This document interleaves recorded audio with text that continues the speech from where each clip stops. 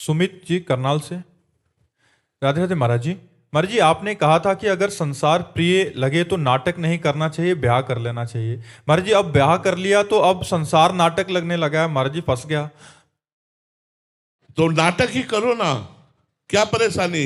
पति का नाटक करने में क्या परेशानी? पति तो प्रभु है।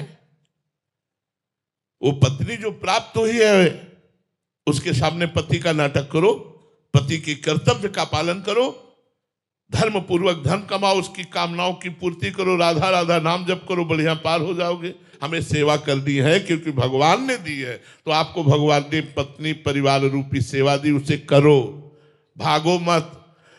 जो भगवान के द्वारा दिए हुए सेवा कर्म को, चाहे वो पदाधिकारी हो, व्यापारी हो, किसान हो, नौकरी वाला हो, ईमानदारी से अपने कर्तव्य के द्वारा धन कमाए और अपने परिवार का पोषण करे और नाम जप करे, उसे भगवत प्राप्ति हो जाएगी। विश्वास मान लो, विश्वास मान लो।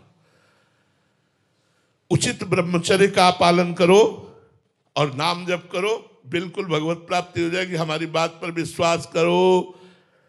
कई कई रानियां थी, बहुत वैभव था, लेकिन सर्वश्रेष्ठ अम्बरीश जी भक्त कहे गए कि नहीं? चक्रवर्ती सम्राट अम्बरीश जी। और बहुत सी रानियां थी, एक दो रानियां नहीं, लेकिन भगवान के चरणारविंद में चित्तवृत्ति लगाकर निरंतर भगवत आराधना में रहने के कारण वो इतने बड़े राजा होते हुए भी दुर्वासा जी से श्रेष्ठ उनकी भक्ति निकली। इसलिए हम गृहस्थी को छोटा ना माने। हम जितने विरक्त हैं, पैदा कहां हुए?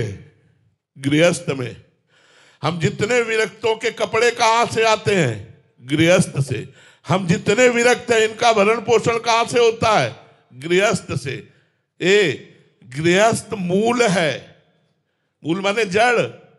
गृहस्थ मूल है, हर आश्रम हर व्यवस्था का मूल है। अगर हमको यज्ञ करनी है तो गृहस्थ से, भंडारा करना है तो गृहस्थ से, मंदिर बनाना है तो गृहस्थ से, हमें समाज सेवा करनी तो गृहस्थ। आप वो गृहस्थ हैं। हाँ, अब शराब की बोतल लड़ाओ, मांस खाओ, पराई बहन बिटिया की तरफ गंदी दृष्टि रखो तो नरक जाओगे, चाहे जो कोई हो। गंदे आचरण करोगे तो नरक की प्राप्ति होगी, दुर्गति की प्राप्ति होगी। यदि सतधर्म के द्वारा कमाए हुए धन से समाज सेवा, परिवार सेवा कर रहे और नाम जप कर रहे हो तो आपको निश्चित, जैसे एक विरक्त को भगवत प्राप्ति होती है, वैसे आप गृहस्थ को भगवत प्राप्ति होगी। आप चिंता ना करें, आपको आनंद पूर्वक जिए, मौज मस्ती से जिए, पर गंदे आचरण न करें, पाप आचरण न करें, नाम न छोड़े, धर्म पूर्वक रहे। सुबोध जी मिथिला से। राधे राधे महाराज जी। महाराज जी, वास्तव में गुरु और भगवान में क्या भेद है? भेद होते हुए भी अभेद है और अभेद होते हुए भी भेद है। भेद होते हुए गुरु पार्थिव पांच भौतिक शरीर में विराजमान है, ये भेद है। भगवान का शरीर चिदानंदमय होता है और गुरु का जो प्रगट शरीर होता है वो पांच भौतिक होता है, ये भेद है। तत्व में जो भगवान है वही गुरुदेव है। गुरु साक्षात परब्रह्म तस्मै श्री गुरुवे नमः। भगवान का देह प्रकृति को अधीन करके प्रकट होता है और गुरु का देह प्रकृति के अधीन होता है। भगवान कर्म बंधन मुक्त प्रकट होते हैं और गुरुदेव का शरीर कर्म बंधन युक्त होता है, क्योंकि किडनी फेल हो गई, कैंसर हो गया, ये सब कर्म बंधनों का ही तो है। तो अभेद होते हुए भेद शरीर को लेकर और भेद होते हुए भी अभेद तत्व को लेकर। तत्व रूप में गुरुर् ब्रह्मा गुरुर् विष्णु गुरुर्देव महेश्वरा गुरु साक्षात परब्रह्म तस्मै श्री गुरुवे नमः।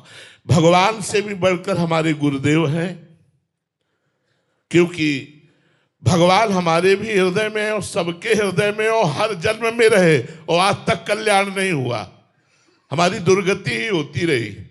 और जब वही हृदय वाले भगवान गुरु रूप धारण किए और हम उनके चरणों का आश्रय लिया और उन्होंने उपदेश किया तो मायामल का नाश हो गया। मोक्ष मूलम गुरु कृपा, उन्हीं की कृपा से मोक्ष हो गया, कल्याण हो गया।